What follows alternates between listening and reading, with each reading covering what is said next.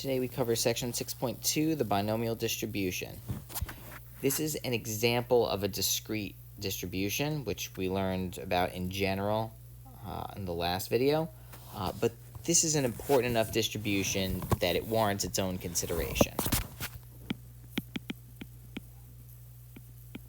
Now remember that a discrete distribution with a discrete variable focuses on a variable with outcomes that can be listed. Right, that's what discrete means. And this is one such type of distribution, right, involving involving a discrete type of variable. So anyway, a binomial experiment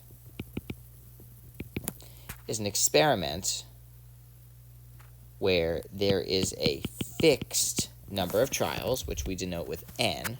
So we say at the beginning, at the outset, there is a fixed number of trials.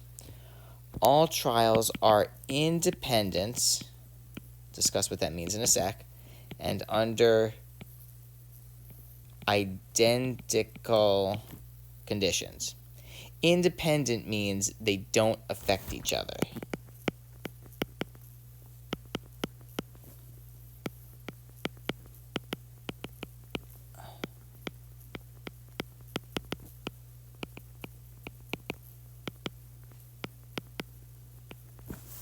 Okay.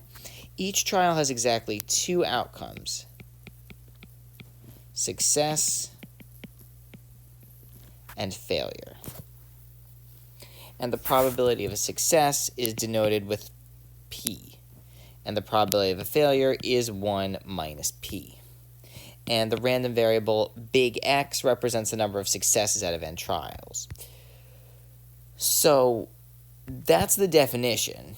But let's just take a look at a couple of examples and just try to tell based on this definition whether they constitute a binomial experiment. So we have a fair coin is tossed 10 times. Let X be the number of times the coin lands heads. This is probably the best example to think about when you're thinking about a binomial experiment. Yes, this is a binomial experiment.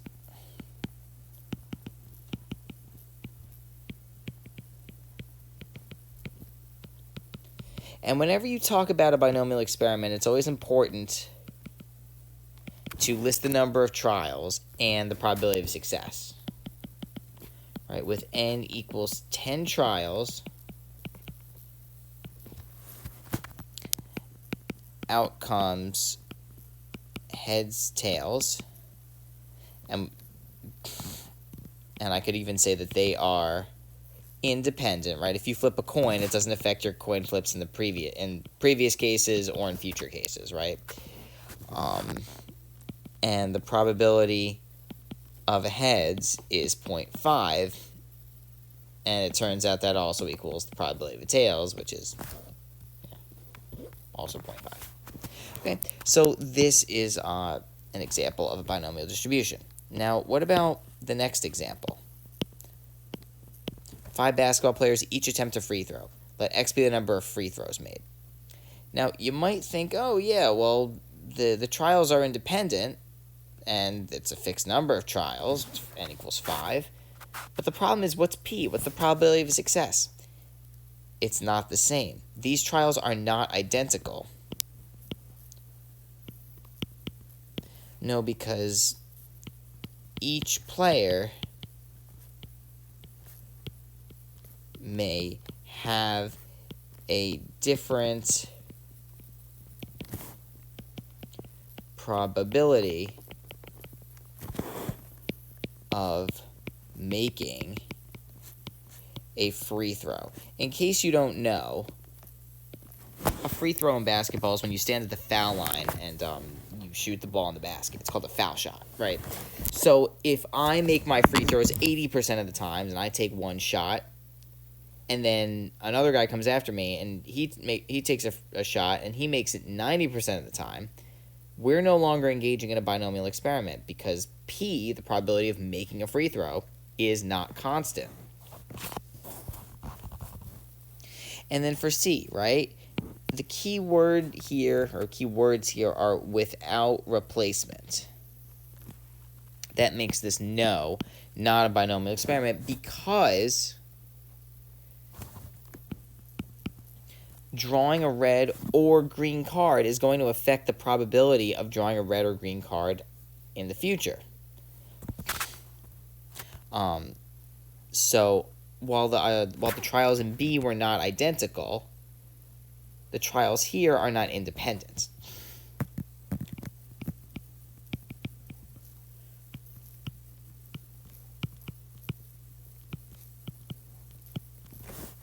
Because drawing a red or green card affects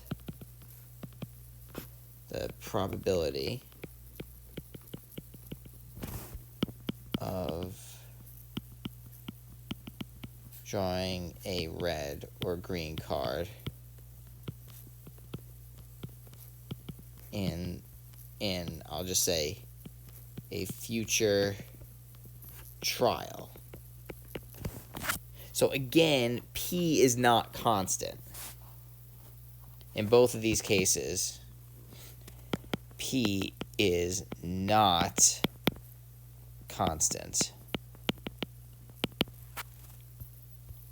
Okay? So these are some examples and non-examples. Back to blue. Now, one nice thing about the binomial distribution, actually, to cross this out, we can use, well, any spreadsheet software pretty much.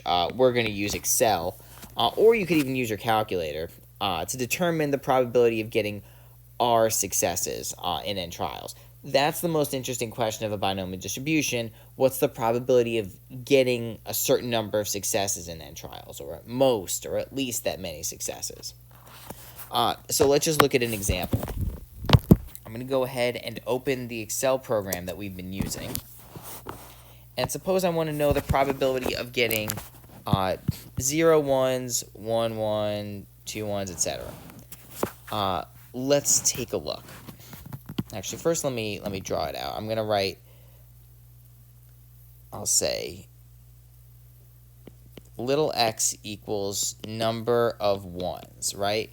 So just to be clear, this is example 1, right? Suppose we roll a six-sided die 4 times. X is the big X is the number of ones rolled. So what are the possible number of ones we could roll given that we roll the die 4 times? Well, we could get 0, 1, 2, 3, or 4. That's the number of ones we could get, right? And we're going to look at the probability of each of these things occurring. Okay?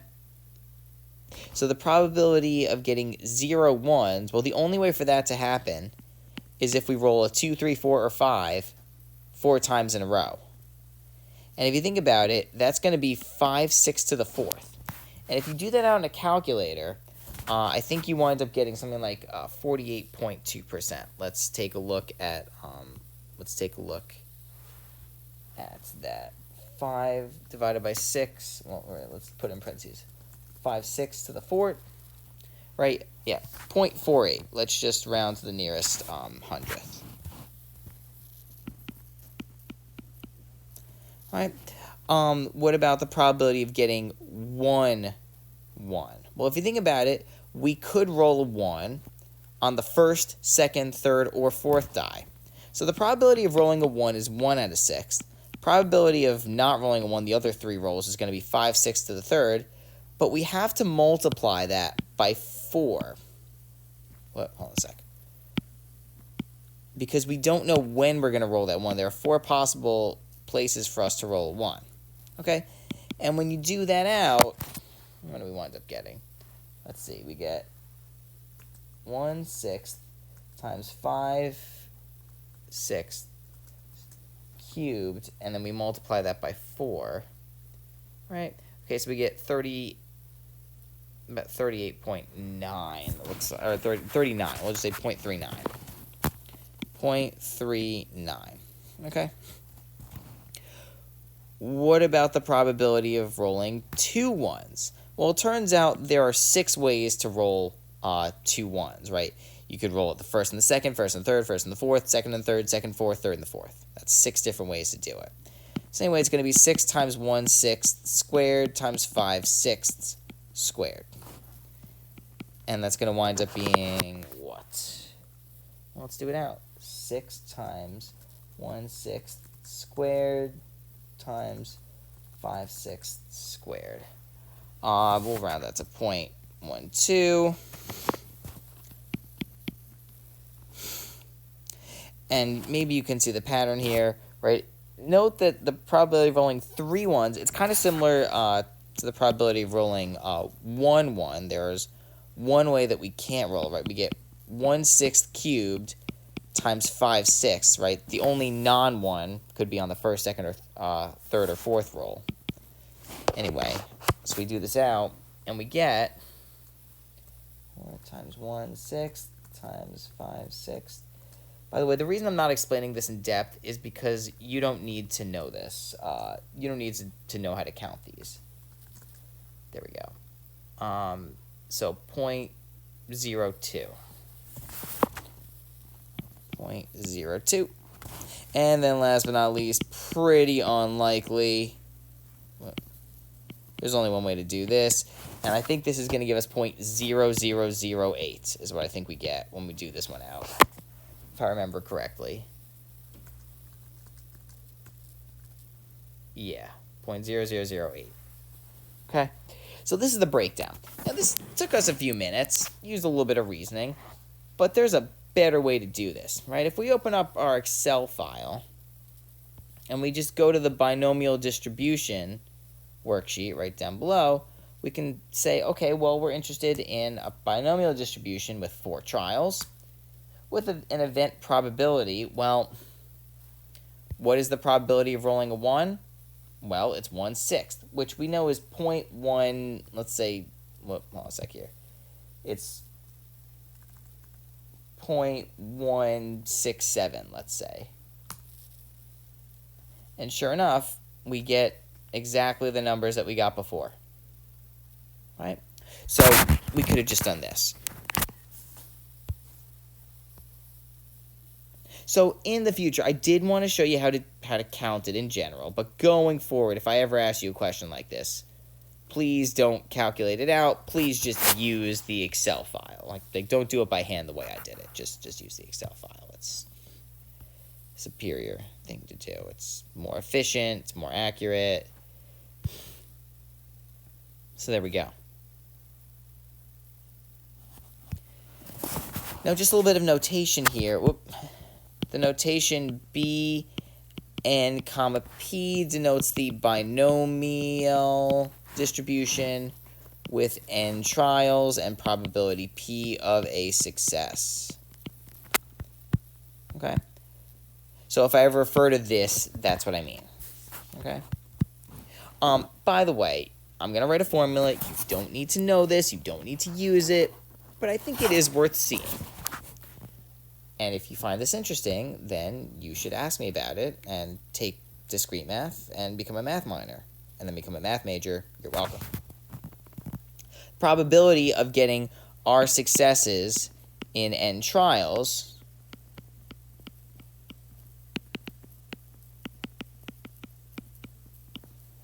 equals n choose R times P to the R times 1 minus P to the n minus R. And the idea behind this is the number of ways that there are to get R successes in n trials. This is the probability of getting those R successes, and this is the probability of getting those n minus R failures. Okay. In case you don't know what that notation means, it means this.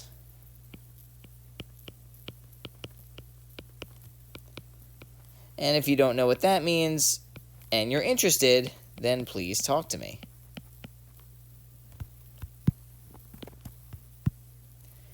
Anyway, let's just do one more example, right? Give the binomial distribution that, find the probability of getting that. Right, well, again, we could do that all out by hand. I really don't want to do 11 different cases, right, of successes, right?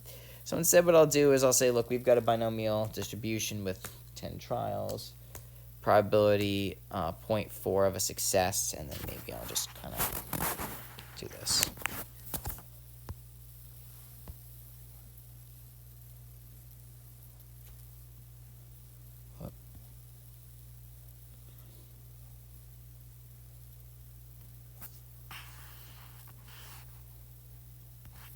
let's just copy this. We're going to use this.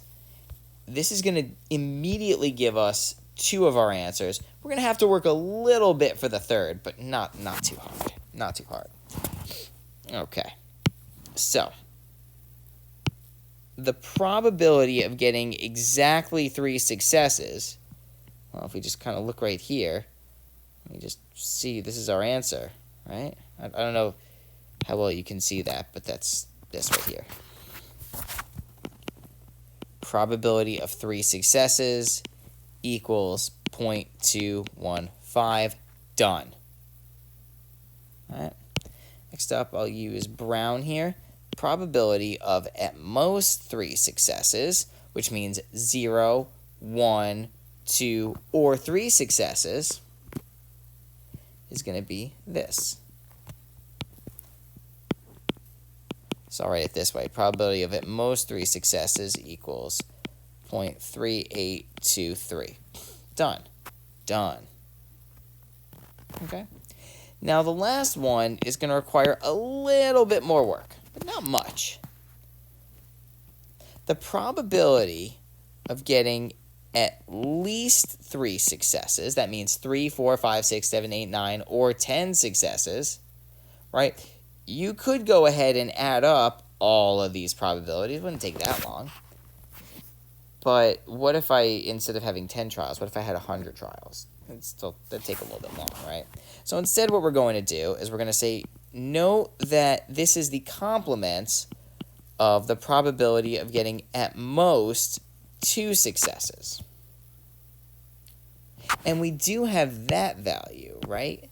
That's going to be this. Maybe I could use a different color. Let's see, blue. There we go. All right. So the probability of getting at least 3 successes equals 1 minus the probability of getting at most 2 successes. And we know that that's going to be 0.8327.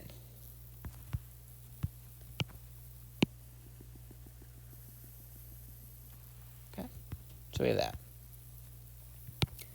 All right, and last but not least, just a couple of terms. A couple of terms and definitions of stats and parameters. Remember that the expected value of a random variable, in particular a discrete random variable, I should say. Discrete random variable is, we denote it mu x, and it's x1 times the probability, well, times I should make that capital, times the probability of x1 plus blah, blah, blah, plus xn times the probability of xn, etc., right? And that the standard deviation of a, again, discrete random variable is, and we denote this to be sigma of x, it's the square root of the variance, yes. Now, there are 2 ways of writing this, right? The first way is we could say it's x1 minus the mean squared times the probability of getting x1 plus blah, blah, blah, plus xn minus mu x squared, probability of getting xn. I'm trying to just break that in parentheses nicely. There you go. The simpler way is to write it like this.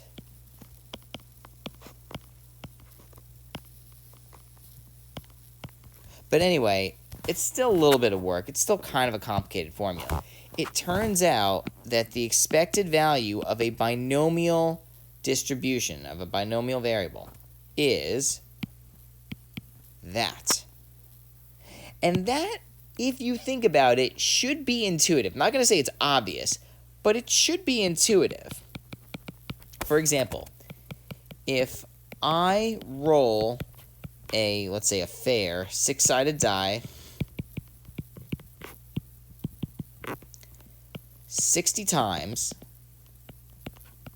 then how many ones would we expect to roll.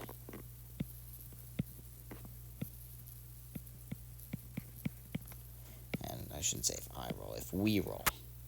And the answer is probably, if you think about it, you'd say, well, probability of rolling a 1 is 1 in 6. We're rolling it 60 times. We would expect it to be 10 times, right? I'll just write, I'll say answer.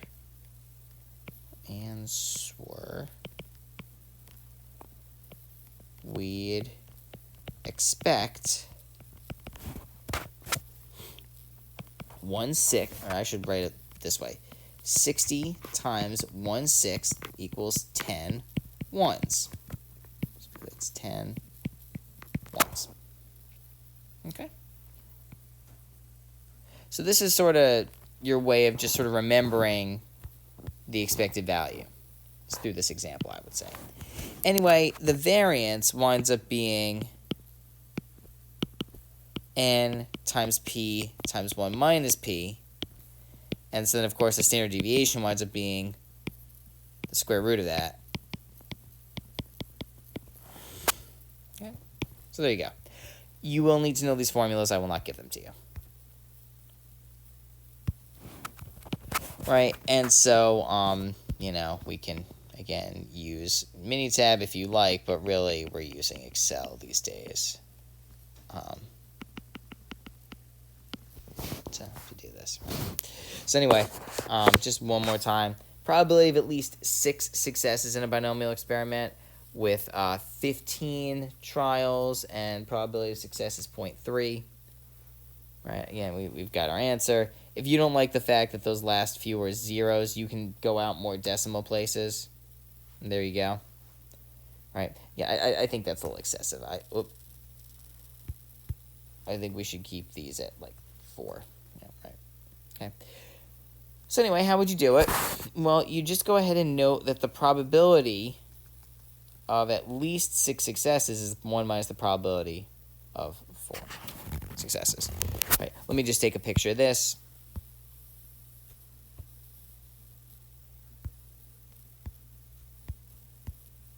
There we go. Let's do that. Maybe move that out a little bit. Copy, delete.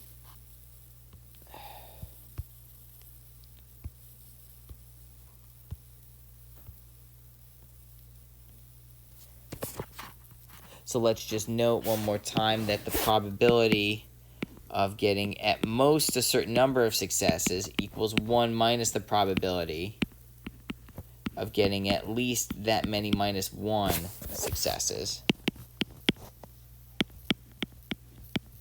Right, you see I'm just using that. And this is going to wind up being 0.2784. If I did that correctly, which I believe I did. So that's the answer. So even though Excel didn't give that to us explicitly, we were able to easily find that. Okay, that's all for today.